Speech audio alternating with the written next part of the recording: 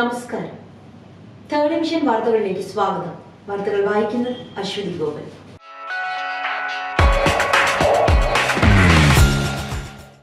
Super fast bus നടുറോഡിലിട്ട് KSRTC driver സ്ഥലം വിട്ടു. ഇടതുവശത്തു കൂടി കടന്നുപോയ KSRTC ബസ് സ്കൂട്ടറിന്റെ കണ്ണാടിയിൽ തട്ടി യുവാവ് ദേശീയപാതയിൽ വീണു. യുവാവ് പിന്നാലെ എത്തി ഡ്രൈവറെ ചോദ്യം ചെയ്തതോടെ സൂപ്പർ ഫാസ്റ്റ് ബസ് നടുറോഡിൽ ഉപേക്ഷിച്ച് ജീവനക്കാർ പോയി. അരൂർ പഞ്ചായത്തിന് മുന്നിൽ വ്യാഴാഴ്ച രാവിലെ 9 മണിയോടെയായിരുന്നു സംഭവം. ബസ് തട്ടി താഴെ വീണ യുവാവിന്റെ വസ്ത്രത്തിൽ ചെളിപറ്റിയെങ്കിലും കാര്യമായ പരിക്കേറ്റില്ല. തുടർന്ന് യുവാവ് പിന്നാലെ എത്തിയ അരൂർ പഞ്ചായത്തിന് മുന്നിൽ കുരിക്കിലായിരുന്ന ബസിന് മുന്നിൽ സ്കൂട്ടർ നിർത്തി ഡ്രൈവറെ ചോദ്യം ചെയ്തു.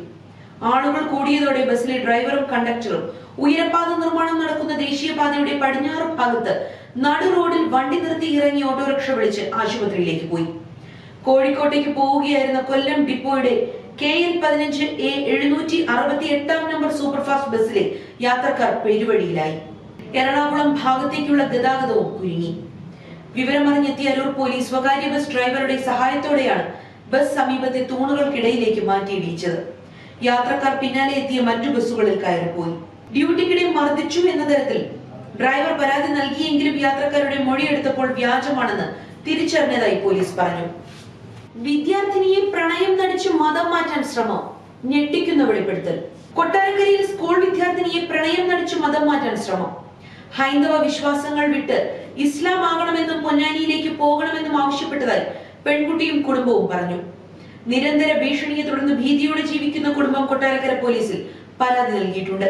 യുവാവിനെതിരെ മറ്റൊരു പെൺകുട്ടിയും പൂയപ്പള്ളി പോലീസിൽ പരാതി നൽകിയിട്ടുണ്ടെന്നാണ് വിവരം.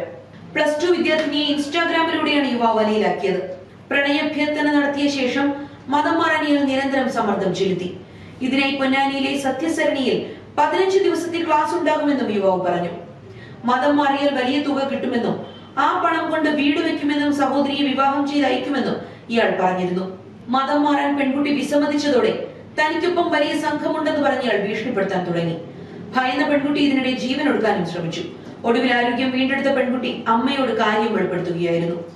ഫ്രണ്ട്ഷിപ്പ് ആയാണ് തുടങ്ങിയതെന്ന് പെൺകുട്ടി പറഞ്ഞു. പിന്നീട് അത് റിലേഷനിലേക്ക് പോയി. ആദ്യം വലിയ കുഴപ്പമില്ലായിരുന്നു, പിന്നീട് മതം മാറി ചെല്ലാൻ നിർബന്ധിച്ചു. പൊന്നാനിയിൽ സത്യസരണിയിൽ കൊണ്ടുപോകും, അവിടെ ക്ലാസ് ഉണ്ട്, അവിടെ നിർത്തും, മതം മാറണം എന്ന് പറഞ്ഞ് നിർബന്ധിക്കാൻ തുടങ്ങി. കുറിയിടുന്നതും അമ്പലത്തിൽ പോകുന്നതും അവന് ഇഷ്ടമല്ല. ഒരു ദിവസം പൊട്ടുവെച്ചുകൊണ്ടുള്ള ഫോട്ടോ ഇൻസ്റ്റാഗ്രാമിൽ പോസ്റ്റ് ചെയ്തപ്പോൾ നിർബന്ധിച്ച് ഡിലീറ്റ് ചെയ്യിപ്പിച്ചു. തട്ടമിടാൻ നിർബന്ധിച്ചതായും പെൺകുട്ടി ഭീതിയോടെ പറഞ്ഞു. യുവാവിന്റെ മരണത്തിൽ ദുരൂഹത, പെൺസുഹൃത്ത് വിഷം നൽകിയെന്ന് സംശയം. കോതമംഗലത്ത് യുവാവിനെ പെൺസുഹൃത്ത് വിഷം നൽകി കൊലപ്പെടുത്തിയതായി സംശയം. മാതിരപ്പള്ളി സ്വദേശി അൻസിലാണ് മരിച്ചത്. രാജഗിരി ആശുപത്രിയിൽ ചികിത്സയിലിരിക്കെ ഇന്നലെ വൈകിട്ടോടെയായിരുന്നു യുവാവിന്റെ മരണം. സംഭവത്തിൽ പെൺസുഹൃത്തിനെ കസ്റ്റഡിയിലെടുത്തു. കാമുകൻ ഷാരൂണിനെ വകവരുത്തിയ പാറശാല സ്വദേശിനി ഗ്രീഷ്മയ്ക്ക് നേരത്തെ കോടതി വധശിക്ഷ വിധിച്ചിരുന്നു. ഇതിന് സമാനമാണ് കോതമംഗലം കേസെന്നാണ് വിലയിരുത്തൽ. യുവതിക്കെതിരെ കൊലക്കുറ്റത്തിന് കേസെടുക്കും. പെൺസുഹൃത്ത് വിഷം കലക്കി തന്നതായി ചികിത്സയിലിരിക്കെ അൻസിൽ മൊഴി നൽകിയിരുന്നു എന്നാണ് സൂചന. ദിയ കൃഷ്ണയുടെ സ്ഥാപനത്തിലെ മുൻ ജീവനക്കാർ കീഴടങ്ങി. വിനീത, രാധു എന്നിവർ ജില്ലാ ക്രൈംബ്രാഞ്ച് ഓഫീസിലാണ് കീഴടങ്ങിയത്. കഴിഞ്ഞ ദിവസം ഹൈക്കോടതി പ്രതികളുടെ ജാമ്യാപേക്ഷ തള്ളിയിരുന്നു. ദിയയുടെ സ്ഥാപനത്തിൽ നിന്നും 69 ലക്ഷം രൂപ ജീവനക്കാരികൾ തട്ടിയെടുത്തെന്നാണ് കേസ്. ദിയയുടെ വിവാഹത്തിന് ശേഷം കടയിലെ കാര്യങ്ങൾ നോക്കി നടത്തിയിരുന്നത് ജീവനക്കാരികളാണ്.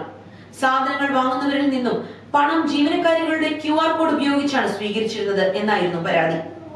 3 ജീവനക്കാരികൾക്കെതിരെയായിരുന്നു ദിയയുടെ പരാതി. 2 പേരാണ് കോടതിയെ സമീപിച്ചിരുന്നത്. കേസിൽ ജീവനക്കാരെ വിശദമായി ചോദ്യം ചെയ്യേണ്ടതുണ്ടെന്ന് പോലീസ് കോടതിയെ അറിയിച്ചിരുന്നു. ജീവനക്കാരികൾ QR കോഡ് ഉപയോഗിച്ച് പണം തട്ടിയെടുത്തു എന്നതാണ് കൃഷ്ണകുമാറിന്റെ പരാതി. 9ാം ക്ലാസ് വിദ്യാർത്ഥിനിയുടെ ആത്മഹത്യയിൽ പോലീസിനെതിരെ ബാലാവകാശ കമ്മീഷൻ. പാലക്കാട് ശ്രീകൃഷ്ണപുരത്തെ 9ാം ക്ലാസ് വിദ്യാർത്ഥിനിയായ ആശിർ നന്ദയുടെ ആത്മഹത്യയുമായി ബന്ധപ്പെട്ട് പോലീസ് അന്വേഷണം ഇഴഞ്ഞു നീങ്ങുന്നതിൽ അതൃപ്തി രേഖപ്പെടുത്തി സംസ്ഥാന ബാലാവകാശ കമ്മീഷൻ.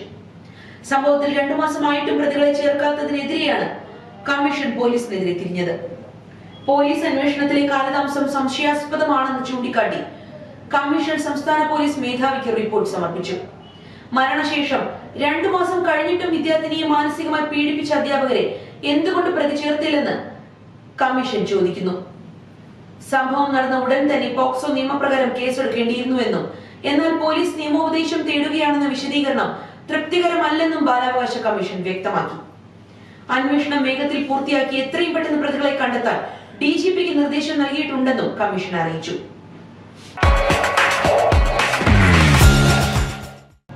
മലയാളം ചലച്ചിത്ര ഗാനം ഏറ്റെടുത്ത് വിദേശികൾ. 50 മില്യൺ അടിച്ച മലയാളം പാട്ട് വിദേശ രാജ്യങ്ങളിൽ തരംഗമാവുന്നു. മൈ ബിഗ് ഫാദർ സിനിമയിലെ നിറത്തിങ്കളെ നറു പൈതലെ എന്ന ഗാനമാണ് 53 മില്യൺ കാഴ്ചക്കാരെ യൂട്യൂബിൽ സ്വന്തമാക്കിയത്. KJ യേശുദാസ് ആലപിച്ച പാട്ടിന്റെ വരികൾ വയലാർ ശരത്ചന്ദ്രവർമ്മയും സംഗീതം അലക്സ് പോളുമാണ്. പൊക്കം കുറഞ്ഞ അച്ഛന് മകനോടുള്ള വാത്സല്യമാണ് ഗാനത്തിൽ ചിത്രീകരിച്ചിരിക്കുന്നത്. ഗിന്നസ് പക്രുവും ഇന്നസെന്റുമാണ് ഗാനരംഗത്ത് പ്രത്യക്ഷപ്പെടുന്നത്. AP മലയാളം സോങ്സ് എന്ന യൂട്യൂബ് ചാനലിൽ അപ്ലോഡ് ചെയ്ത വീഡിയോയുടെ കമന്റുകൾ മുഴുവൻ വിദേശികൾ കൈയടക്കി. ചരിത്ര പുരുഷനാകാൻ ഋഷഭ്. 18ാം നൂറ്റാണ്ടിൽ അരങ്ങേറുന്ന ചരിത്ര ആക്ഷൻ ഡ്രാമ ചിത്രത്തിൽ കന്നഡ നടൻ ഋഷഭ് ഷെട്ടി. ബംഗാളിന്റെ പശ്ചാത്തലത്തിൽ നവാഗതനായ അശ്വിൻ ഗംഗരാജ് സംവിധാനം ചെയ്യുന്ന ചിത്രത്തിലൂടെ ഋഷഭ് ഷെട്ടി ആദ്യമായി തെലുങ്കിലെത്തുന്നു. പ്രമുഖ സംവിധായകൻ SS രാജമൗലിയുടെ ശിഷ്യനാണ് അശ്വിൻ. SS വിജയേന്ദ്ര പ്രസാദ് ആണ് രചന. RRR, ബാഹുബലി സീരീസ് ചിത്രങ്ങളുടെ തിരക്കഥാകൃത്താണ് SS വിജയേന്ദ്ര പ്രസാദ്. തെലുങ്കിലെ പ്രമുഖ നിർമ്മാണ കമ്പനിയായ സിതാര എന്റർടൈൻമെന്റ് ആണ് നിർമ്മാണം. രജനീകാന്തിന്റെ കൂലി ആരാധകർക്കിടയിൽ തരംഗമാവുന്നു. രജനീകാന്ത് നായകനായ കൂലി ഓഗസ്റ്റ് 14 റിലീസിനൊരുങ്ങുമ്പോൾ ആരാധകർക്കിടയിൽ തരംഗമായി പടരുകയാണ് കൂലി മാനിയ. ആരാധകരുടെ ആവേശത്തിന് കരുത്തു പകരാൻ ഒഫീഷ്യൽ ലിമിറ്റഡ് എഡിഷൻ കൂലി സ്പെഷ്യൽ ഷർട്ടുകൾ അണിയറ പ്രവർത്തകർ പുറത്തിറക്കി. രജനീകാന്തിന്റെ ചിത്രം പതിച്ച ഷർട്ട് ഓൺലൈൻ ബുക്ക് ചെയ്ത് ആരാധകർക്ക് സ്വന്തമാക്കാം. ഷർട്ടുകൾക്ക് പുറമെ കൂലി തീം ടീഷർട്ടുകളും ലോഗോയും ഓൺലൈനിൽ 169 മുതൽ 1699 രൂപ വരെ നിരക്കിൽ ലഭിക്കും. രജനീകാന്തും സംവിധായകൻ ലോകേഷ് കനകരാജും ആദ്യമായി ഒരുമിക്കുന്ന കൂലി ആരാധക ലോകത്ത് വൻ പ്രതീക്ഷ നൽകുന്നു. നമ്മുടെ ആരോഗ്യം നമ്മളിലൂടെ. റംബൂട്ടാന്റെ ഗുണങ്ങൾ. റംബൂട്ടാൻ ഒരു പോഷക സമൃദ്ധമായ ഫലമാണ്. ഇത് ശരീരത്തിന് നിരവധി ആരോഗ്യ ഗുണങ്ങൾ നൽകുന്നു.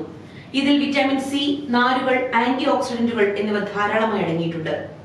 പ്രതിരോധ ശേഷി വർദ്ധിപ്പിക്കാനും ദഹനം മെച്ചപ്പെടുത്താനും ചർമ്മത്തിന്റെ ആരോഗ്യത്തിനും ഇത് സഹായിക്കുന്നു. പ്രതിരോധ ശേഷി വർദ്ധിപ്പിക്കാൻ, ദഹനത്തിന്റെ ആരോഗ്യം മെച്ചപ്പെടുത്താൻ, ചർമ്മത്തിന്റെ ആരോഗ്യം സംരക്ഷിക്കാൻ, ശരീരഭാരം നിയന്ത്രിക്കാൻ, രക്തത്തിലെ പഞ്ചസാരയുടെ അളവ് നിയന്ത്രിക്കാൻ എന്നിവയ്ക്കെല്ലാം റംബൂട്ടാൻ ഫലപ്രദമാണ്. തേർഡ് വിഷന്റെ ഇന്നത്തെ വാർത്തകളുടെ പൂർണ്ണമാകുന്നു.